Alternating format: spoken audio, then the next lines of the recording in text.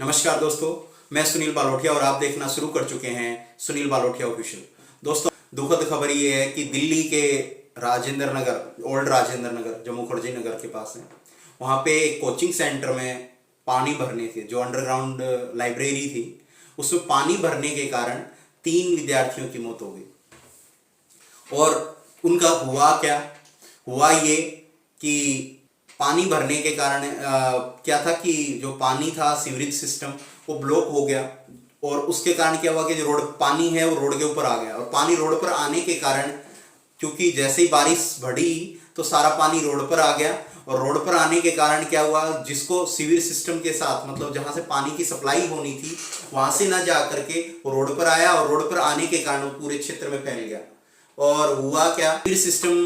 Blockage होने के कारण, क्योंकि हो सकता है अधिकारियों ने टाइम पे काम ना किया हो, कुछ और इश्यूज हो, और हुआ ये कि पानी रोड पे से आया और अंदर आने के कारण क्या हुआ कि जैसे ही पानी अंदर आया तो हुआ ये कि पानी के कारण क्या था कि जो डोर था वो बंद हो गया और लाइट चली गई, लाइट कट हो गया, क्योंकि उसमें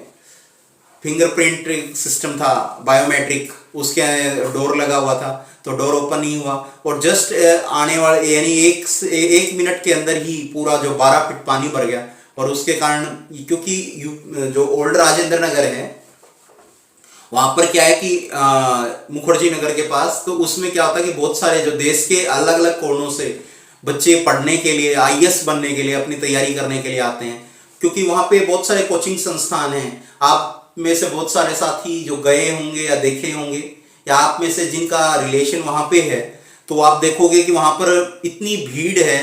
हद से ज्यादा, क्योंकि वहां पे जो इंग्लिश मीडियम स्टूडेंट्स हैं, खासकर ओल्ड राजेंद्र नगर में, जो दुनिया की, जो इंडिया की जो क्रीम बच्चे हैं वो पढ़ने के लिए आते हैं। और हुआ ये कि वहां पे इतनी भीड़ होने के कारण क्या होता है कि जो कंस्ट्रक्शन है लोगों ने बहुत ज्यादा मात्रा में किया हुआ है, और ज्यादा कंस्ट्रक्शन होने के कारण ऊंची ऊंची बिल्डिंग्स हैं, और ऊंची बिल्डिंग होने के कारण नीचे इतनी सुख सुविधाएं नहीं है।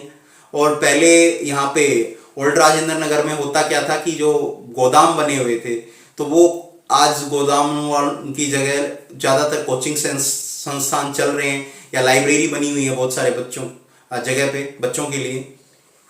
क्योंकि यूपीएससी एक बहुत ही टफ एग्जाम है तो उसके लिए बहुत सारे लोग आते हैं। तो होता क्या है कि वहाँ पे अच्छी संस्थान वाले हैं, वो बहुत ज़्यादा फीस भी लेते हैं, अच्छी लाइब्रेरी के लिए भी और चीज़ों के लिए भी, तो इतनी और लेकिन वहाँ पे सुख सुविधाएं बहुत कम हो पाती हैं। और उसके कारण क्या हुआ कि अभी जैसे इसमें 3 बच्चों का नाम आ रहा है, एक तो है नवीन है, एक श्रेया करके है, तो नवीन जो है ये तेलंगाना, एक तान्या है, तो नवीन जो है वो केरल से है, जो यूपीएससी की तैयारी करने के लिए आए हुए थे, क्योंकि वो क्या कर रहे थे, तैयारी कर रहे थे आने वाले टाइम में वो एक आईएएस अधिकारी बनना, वो भी अपने सपनों के लिए उड़ान भरने के लिए काम कर रहे थे। तान्या है वो तेलंगाना से थी और श्रेया है वो यूपी से, अलग अलग शहरों से आए हुए थे। अभी हो क्या रहा है कि यूपीएससी के छात्र जो बहुत सारे, जो 3 दोस्तों ने अपनी जान गंवा दी है, तो अभी भी वहाँ पे बहुत सारे जो छात्र हैं वो उन्होंने पूसा जो रोड है वहाँ पे अभी आंदोलन कर रहे हैं कि अभी जो उनके लिए क्या सुख सुविधाएं होंगी और किस तरीके से, क्योंकि होता क्या है कि जहाँ भी देश के अंदर विकास रफ्तार पकड़ रहा है, तो विकास के कारण क्या हो रहा है कि बहुत सारे सुख सुविधाएं तो होती हैं लेकिन भीड़ भड़का ज्यादा हो जाता है, और जो बेसिक सुविधाएं रहने की, खाने की, पीने की, तो वो प्रॉपर नहीं मिल पाती हैं, क्योंकि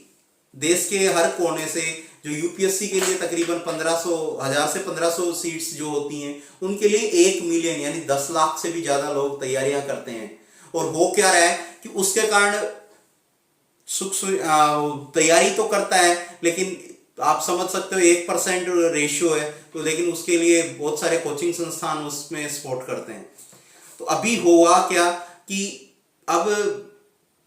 जनता में आक्रोश है, जो उनके साथियों के, जो अपने साथी उन्होंने खोए हैं विद्यार्थियों में, तो उस आक्रोश को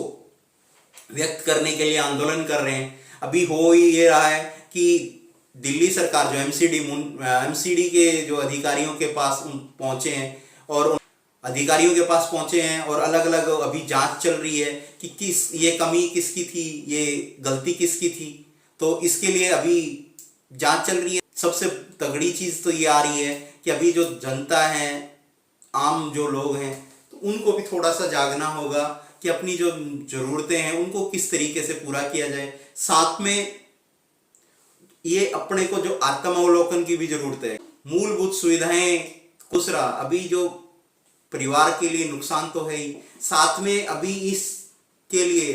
कि इसके लिए जिम्मेदार कौन शख्स हैं, तो उसके लिए अभी खोजबीन जारी है। खोजबीन मीन्स कि किस तरीके से ये कमी किसकी रही, किस अधिकारी, क्योंकि ये एक अधिकारी किसी की तो कमी है, चाहे वो अधिकारी कोई भी हो। तो अभी जो प्रशासन है इसके ऊपर ढूंढ रहा है, लेकिन एक बड़ी ही दुखद भाव से इस चीज को वो बताते हुए दुख हो रहा है कि ये गलती तो बहुत है, और इसको किस तरीके से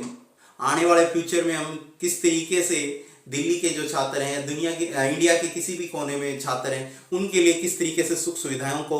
उपलब्ध करा सकते हैं। इसके बारे में आप अपनी क्या सोचते हैं और अपनी राय कमेंट बॉक्स में जरूर दें।